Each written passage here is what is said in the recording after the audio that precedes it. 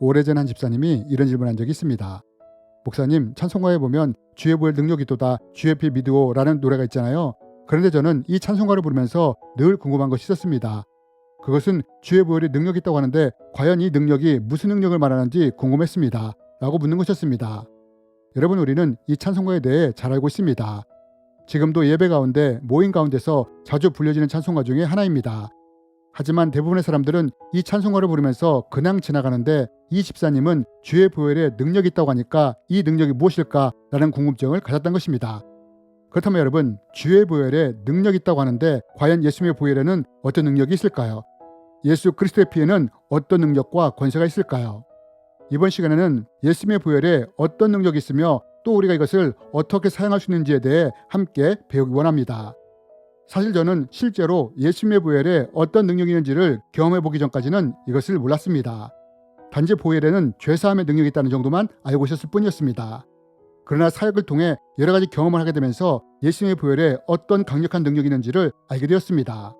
그러면 여러분, 예수의 피에는 과연 어떤 능력이 있을까요? 여러분, 저는 오래전에 목사 안수를 받으면서 교회를 개척했었습니다. 그런데 그때 한 분이 전도를 받아서 교회에 나오시게 되었습니다. 실수이 넘으신 노인분이셨는데 몇 번 교회를 나오시다가 나오지 않는 것이었습니다. 그래서 주일 예배를 마치고 전화를 드리게 되었습니다. 그러자 그분이 이런 말씀을 하셨습니다. 목사님, 교회를 나가면서부터 이상한 일이 자꾸 일어납니다. 제가 이 집에서 40년 가까이 살았는데 갑자기 집이 무서워지고 요즘은 죽은 영감이 꿈에 나타나서 나를 때리며 괴롭힙니다. 교회 나가면서부터 이런 일들이 일어납니다. 라고 말입니다. 저는 이 말을 듣고 좀 당황스러웠습니다. 왜냐하면 사람 안에 들어있는 귀신을 쫓아내는 축사사역은 자주 했지만 이런 경우는 처음이었기 때문입니다. 그래서 이것을 놓고 기도하기 시작했습니다. 이때 출애굽기의 한 사건이 떠올랐습니다. 여러분, 애굽에 10번째 재앙이 쏟아질 때 이스라엘 백성들이 문설주에 양의 피를 바른 사건이 있지 않습니까? 그리고 이들이 이렇게 피를 발랐을 때 장자의 죽음의 저주가 임하지 않고 넘어간 사건이 성경에 기록되어 있지 않습니까? 그런데 기도하는데 이 사건이 떠올랐던 것입니다. 그러면서 나중에 성경을 읽는데 눈을 사로잡는 말씀이 있었습니다. 계시록에 있는 말씀이었습니다. 우리 형제들은 어린 양의 피와 자신들의 복음의 증거로 그 마귀를 이겼으니 그들은 죽기까지 자기 목숨을 아끼지 않고 마귀와 싸웠다. 여러분, 제가 이 말씀들을 접하면서 어떤 생각을 하게 되었느냐? 문설주의 피가 저주를 막아주는 역할을 했고 어린 양이신 예수님의 피가 마귀를 이기는 능력이 있다면 나도 성도님의 집에 가서 문설주에 예수님의 피를 발라볼까? 라는 생각을 하게 되었습니다. 그러나 사실 저는 보혈에는 죄사함의 능력이 있다는 것을 알고 있었지만 과연 이렇게 해도 괜찮을까? 하는 생각이 있었습니다. 하지만 이제 막 개척한 교회에 성도님이 떠나갈 판이었기에 전화를 걸고 성도님의 집에 찾아가게 되었습니다. 집에 가보니 성도님은 집에 있는 모든 칼과 망치를 다 모아서 안방에 갖다 놓았습니다. 집이 무서워지고 꿈자리가 좋지 않자 성도님은 나름 이렇게 해서라도 막아보려고 한 것이었습니다. 저는 먼저 신방 예배를 드리고 가방에서 종이 몇 장을 꺼냈습니다. 사도신경과 주기도문을 인쇄한 종이었습니다. 이것을 벽에 붙여드렸습니다. 그러면서 매일 이것을 읽으면서 기도하라고 말씀을 드렸습니다. 그리고 나서 저와 저는 집안 곳곳을 다니면서 기도하기 시작했습니다. 가장 먼저 안방 문설주에 붙어있던 노란색 부적을 떼어냈습니다. 그리고 이곳에 예수님의 보혈을 바르고 곳곳에 예수님의 보혈을 뿌리기 시작했습니다. 거실에도 부엌에도 화장실에도 이렇게 했습니다.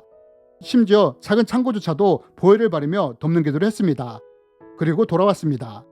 이런 후에 그 주일날 성도님이 교회에 나오셨습니다. 그러면서 이렇게 말씀하셨습니다. 목사님, 그때 오셔서 기도해 주셨잖아요. 그 이후로 아무렇지도 않아요. 라고 말입니다.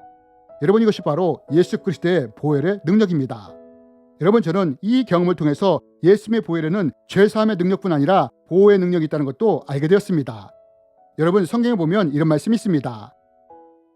율법에 따라 거의 모든 물건이 피로써 정결케 되나니 피 흘림이 없은즉 사함이 없느니라. 여러분, 성경이 뭐라고 말합니까? 피에는 모든 물건을 정결케 하는 능력이 있을 뿐 아니라 죄를 사는 능력도 있다고 합니다. 여러분, 예수님의 피에 어떤 능력이 있느냐? 그것은 죄를 사하는 능력이 있을 뿐 아니라 피가 정결케 함으로 보호하는 능력이 있다는 것입니다. 즉, 예수님의 보혈에는 죄사함의 능력뿐 아니라 보호하는 능력도 있다는 것입니다. 그리고 저는 나중에 선교지에 가서 일하는 능력을 더 절실하게 깨닫게 되었습니다. 여러분, 선교지는 우상 숭배가 팽배한 곳입니다.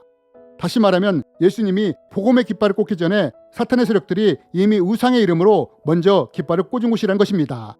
그런데 이런 장소에 교회를 세우고 예수님을 믿게 한다면 어떻게 될까요?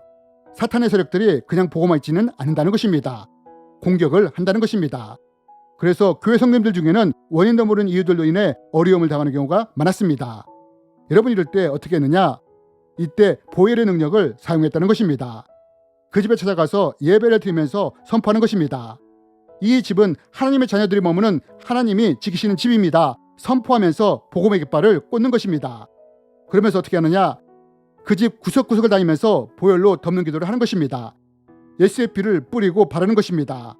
그리고 성도님에게도 기도할 때 그 장소와 가족들을 보혈로 덮는 기도를 하라고 계속해서 당부를 했습니다. 여러분 이렇게 했을 때 어떻게 되었느냐? 이렇게 했을 때 많은 경우 보혈의 능력으로 말미암아 성도들이 악으로부터 보호되는 것을 볼 수 있었습니다. 여러분 우리는 예수님의 보혈에 죄를 씻기는 능력이 있음을 알고 있습니다. 이에 대해 성경은 이렇게 말합니다. 예수의 피가 우리를 모든 죄에서 깨끗하게 하실 것이요 한 점의 죄도 흠이 없으신 어린 양 예수 그리스도의 보배로운 피로 여러분은 구원을 받은 것입니다. 여러분 이것이 바로 보혈의 능력입니다. 그러나 여러분 우리가 여기서 한 가지 더 기억해야 할 것은 예수님의 보혈에 죄사함의 능력도 있지만 또한 우리를 보호하는 능력도 있다는 것입니다. 여러분 내가 속한 집이 있습니까? 회사가 있습니까? 교회가 있습니까? 내가 사랑하는 사람들이 있습니까? 그럼 기도할 때 보혈로 덮는 기도를 하시기 바랍니다. 내가 믿음으로 보혈로 덮는 기도를 할 때 그 보혈의 능력으로 그곳이 정결케 되며 보호되는 것을 보게 될 것입니다. 여러분 이것이 우리가 예수님의 보혈의 능력을 사용하는 방법입니다. 특별히 새로운 장소로 이동할 때는 반드시 보혈로 덮는 기도를 하시는 분들이 되었으면 좋겠습니다. 그러나 여러분 여기서 우리가 기억해야 할 것이 또 하나 있습니다. 그것이 무엇이냐?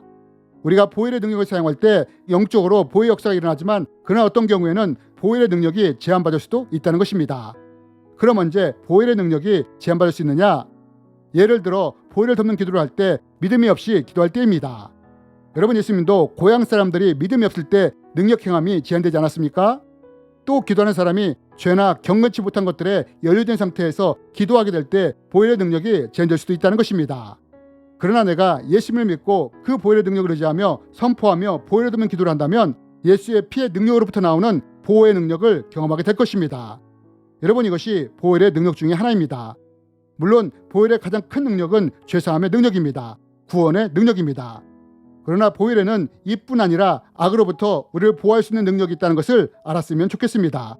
그리고 이것을 사용하는 우리가 되었으면 좋겠습니다. 그렇다면 여러분 보혈에는 이 외에 또 어떤 능력이 있을까요? 이에 대해서는 다음 편을 통해 나누기 원합니다.